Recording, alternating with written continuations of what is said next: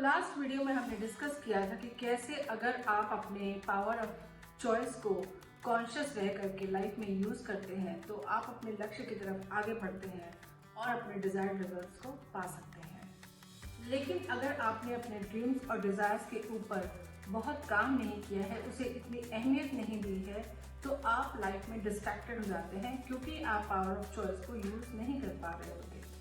तो अक्सर ऐसा होता है कि हम भीड़ में चल रहे होते हैं, लेकिन अक्सर हमें ये पता नहीं होता कि हमें जाना कहाँ है। और ऐसे में कोई भी टेम्पटेशन अगर लाइफ में आती है तो हम बहुत जल्दी ही उस टेम्पटेशन के ट्रैप में आ जाते हैं। वो चाहे खाने की टेम्पटेशन हो, जो कि धीरे धीरे एक ओवर ईटिंग हैबिट के फॉर्म में डेवलप हो जाती है और हम अनवांटेड चीज़ों को हर वक्त खाने लगते हैं जिसे हमें कुछ प्लेजर मिले, या तो फिर वो हो सकता है कि हम स्मोकिंग की हैबिट में पड़ जाते हैं या ड्रिंक्स के हैबिट में पड़ जाते हैं, या फिर किसी अनवांटेड रिलेशनशिप के ट्रैप में आ जाते हैं जिससे हमें लगता है कि हमें कुछ समय के लिए प्लेजर मिलेगा, लेकिन लॉन्ग टाइम में जाके ये देखने को मिलता है कि वो रिलेशनशिप भी फेल होता है क्योंकि हम वहाँ पे कुछ न कुछ टेम्परेरी प्लेजर सीख कर रहे होते हैं जो फाइनली किसी बड़े ट्रैप का इशारा होता है और उस बड़े ट्रैप में हम फंस चुके होते हैं। इससे हमारे लाइफ में हैप्पीनेस लेवल में कमी आने लगती है और हम और हैप्पीनेस की तलाश में इधर उधर भटकने लगते हैं और फिर किसी ट्रैप में फंस जाते हैं। तो ये धीरे धीरे करके हमारे लाइफ का विशेष साइकिल बन जाता है और एक हैबिचुअल पैटर्न के रूप में डेवलप हो जाता है। तो ऐसा इसलिए होता है क्योंकि हम भीड़ में खो चुके होते हैं। हम सिर्फ दूसरों को देख करके उनको फॉलो कर रहे होते हैं, लेकिन हमें खुद का पता नहीं होता। हम समय निकाल करके खुद के ऊपर काम नहीं कर रहे होते हैं, कॉन्टेम्पलेट नहीं करते हैं, इंट्रोस्पेक्शन नहीं करते हैं कि हमें लाइफ से क्या चाहिए, तो करना क्या है।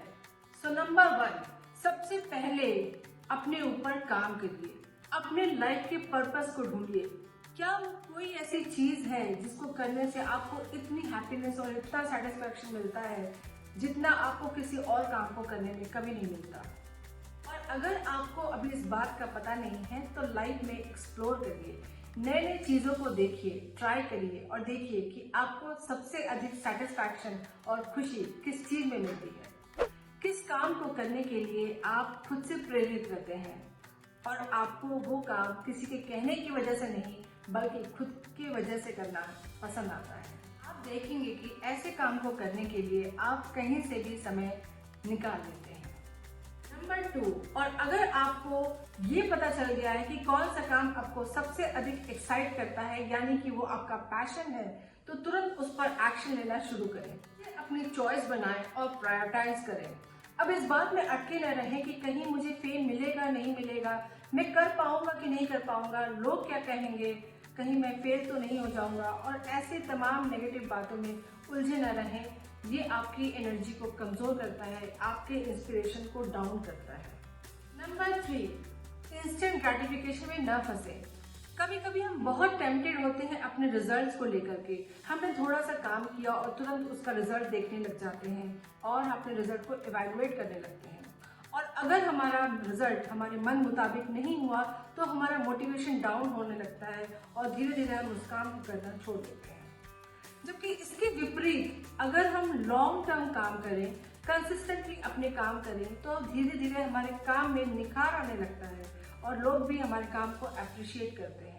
ये यूनिवर्स का लॉ है। जिस काम को हम लगातार हार्ड वर्क करके अपने काम को अगर निखारते जा रहे हैं और मेहनत करने से पीछे नहीं हट रहे हैं, तो यूनिवर्स उस काम का फल हमें जरूर देता है और वो फल बहुत मीठा होता है। नंबर 4, कभी अपने काम को दूसरों के काम से कंपेयर न करें। आपका काम यूनिक है। कभी कभी जरूरी नहीं है कि उसका इफेक्ट हमें तुरंत देखने को मिले, बट जब आप over the period of time काम करते रहते हैं तो आप अपने यूनिकनेस को देख पाते हैं और धीरे धीरे दूसरे लोग भी आपके काम में यूनिकनेस को पहचानने लगते हैं।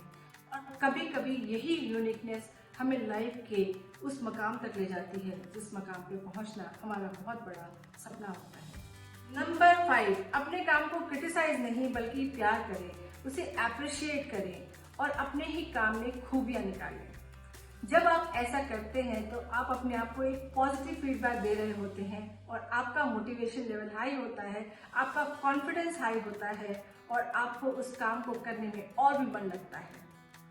और धीरे धीरे आपका काम और भी निखरते जाएगा और जिसकी वजह से बाकी लोग भी आपके काम को अप्रिशिएट करना शुरू कर देंगे। Number 6, explore more.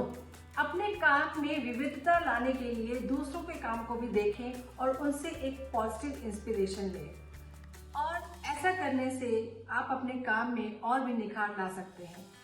लेकिन कभी किसी के काम को सिंपली कॉपी पेस्ट न करें। कभी कभी ग्रेड में और जल्दी रिकॉग्निशन पाने के चक्कर में लोग ऐसा भी करते हैं, पर आप ऐसा ना करें। जब आप दूसरों के काम को देखें तो उनके काम को भी एप्रिसिएशन की निगाह से ही देखें, और जब आप ऐसा करते हैं तो आपका ब्रेन एक्टिवेट हो जाता है और आपको नए नए आइडियाज आने लगते हैं, और आप इन आइडियाज को अपने काम में इनकॉर्पोरेट करके अपने काम को और भी इंटरेस्टिंग बना सकते हैं। Number 7, keep patience. Famous philosopher Jean Jacques Rousseau ने कहा है कि patience is bitter but its fruit is sweet. और सच में दोस्तों, धैर्य का कोई तोड़ नहीं है। धैर्य का फल हमेशा ही मीठा होता है। तो अपने काम को पूरे धैर्य और पूरी तल्लीनता के साथ करते रहें। Number 8, keep your energy protected. अपने आसपास के लोगों की एनर्जी से अपने आप को संभाल के रखें। कभी किसी के क्रिटिसिज्म को बहुत ज़्यादा अपने ऊपर इफेक्ट नहीं होने दें और अपना सेल्फ कॉन्फिडेंस हाई रखें। ये हम पर भी डिपेंड करता है कि हम किसी के एनर्जी को अपने ऊपर कितना हावी होने देते हैं। अगर कोई आपको लगता है या महसूस होता है कि कोई सामने वाला नेगेटिवली आपको क्रिटिसाइज कर रहा है या फीडबैक दे रहा है, तो आप अपनी एनर्जी को इतनी हाई, इतनी पॉजिटिव रखें कि उनकी एनर्जी आपकी एनर्जी को अफेक्ट ही ना कर सके। ऐसा करने में समय ज़रूर लगता है, हम कई बार अफेक्ट हो जाते हैं, लेकिन धीरे धीरे प्रैक्टिस से ये चीज़ें हमारे अंदर आने लगती हैं। और अगर आपने लाइफ में ये सीख लिया कि कई चीज़ें जो हमें अनप्लेजेंट लगती हैं, तो उन अनप्लेजेंट चीज़ों को भी हम एक पॉजिटिव मीनिंग कैसे दे सकते हैं, तो हमारी लाइफ और भी अच्छी हो जाती है। Number 9, celebrate your work.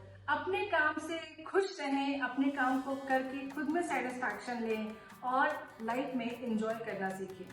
अगर आपको मन मुताबिक रिजल्ट नहीं भी मिल रहा हो तो अपने लाइफ को स्ट्रेसफुल नहीं बनाएं। बाहर जाएं, एंजॉय करें, एक्सरसाइज करें, फ्रेंड्स में भी अपना थोड़ा टाइम ज़रूर व्यतीत करें। अपने लाइफ को बैलेंस रखें और छोटे मोटे डिसअपॉइंटमेंट्स को लेट गो करें। And number 10, love your work, be one with your work. जब आप अपने काम से पूरी तरह से प्यार करते हैं और आप अपने काम को पूरी तल्लीनता के साथ और पूरी साधना के साथ करते हैं, तो आप अपने काम की गहराई में उतरते हैं और उस गहराई से ऐसे सुंदर सुंदर काम निकल कर बाहर आते हैं, जैसे सागर की गहराई में मोतियां छिपी होती हैं। और तब आपका काम आपके बारे में बोलने लगता है। Your work starts speaking about you, the true you, the real you.